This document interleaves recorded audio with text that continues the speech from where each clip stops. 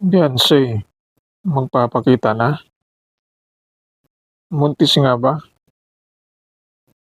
Itong latest post ni Beyonce kung saan ay nagpahayag na siya na magkaroon ng live mamayang 10:00 ng gabi. Ang mga haka-haka tungkol po sa di umano'y buntis itong si Beyonce na inaabangan ng karamihan dahil may nakita silang post dito sa kaniyang FB kung saan ay nakitang lumulubo itong mukha ni Beyonce. At ito sa kaniyang pagpapakita ay malalaman natin kung ano na ang sitwasyon niya, ano na ang kalagayan at titingnan nila ang mukha, hindi lang mukha, kung papakita pa yung kaniyang katawan. Kung nagkaroon man ng pagkataba itong si Beyonce, malamang hiyang lang ito sa pagkain at hindi nakontrol itong kaniyang kinakain kaya siya ay tumaba. Itong mga sinasabi mga nakaraang mga linggo, mga issue tungkol sa pagbubuntis o buntis daw umano si Beyonce at pilit na sinasabi na baka may kinalaman itong si Edge, baka may nangyari sa kanila at nagbunga itong pagdala ni Edo sa liblib na lugar. Pero itong mga naka-aka na ito ay malalaman at karoon lang naman ng kumpirmasyon 'yan. Makikita itong hugis ng kaniyang katawan at malalaman natin ang mga espekulasyon ng karamihan kung totoo ang mga sinasabi. Pero sa ngayon ay hindi pa makumpirma ito. Ito yung mga nambabas at sinasabing bakit hindi na nagpapakita itong si Beyonce. Baka siguro ay siya ay totoo itong pagbubuntis. Siguro ito nga ang busy sa school itong si Beyonce kaya hindi muna nag-live at umiiwas sa mga issue.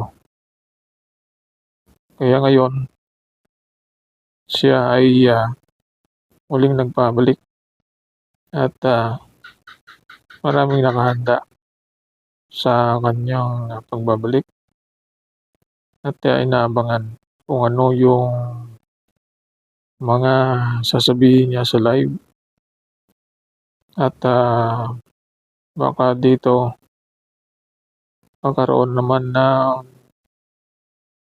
content sa kanya, sa kaniyang mga sasabihin sa kaniyang live at mga gagatungan itong mga sasabihin niya sa live.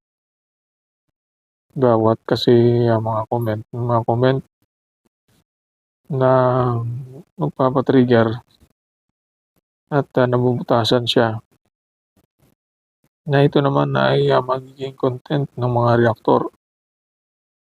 Ang bawat salita na binibigkas o nabibitawan niya sa kaniyang mga bibig at nababasa sa mga comment ay minsan ay nagkakaroon ng sablay na pagpapahayag at dito nabubutasan itong si Beyonce. Ito naman, ang issue tungkol po sa mga pagbubuntis ay malabo pa ito ay mangyari.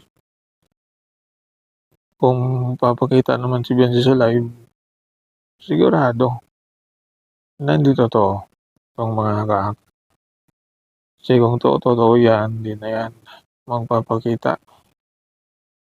At mahalata naman ito sa kanyang katawan. At sigurado aalma itong pamilya kung totoong buntis ito. At malamang mapikot itong si Edge at napilitan kung totoong buntis. Pero alam natin na wala pa namang impormasyon sa mga bagay na ito. Kaya ito ating abangan ang pagbabalik ni Beyonce. Magpapakita muli sa kanyang live na ito yung tuloy na inaabangan ng karamihan.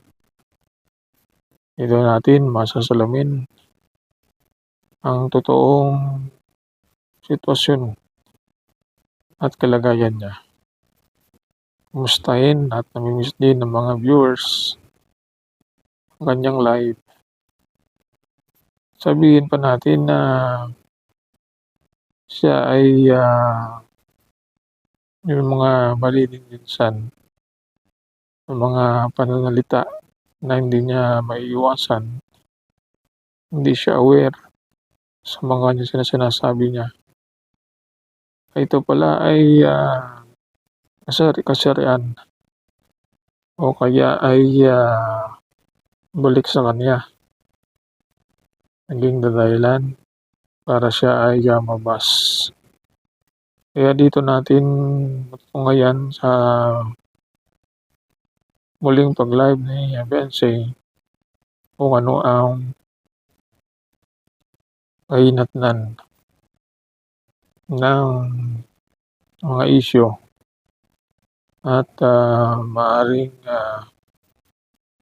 mga tao talagang nag-aabang dito sa kanyang live stream pang siya naman ay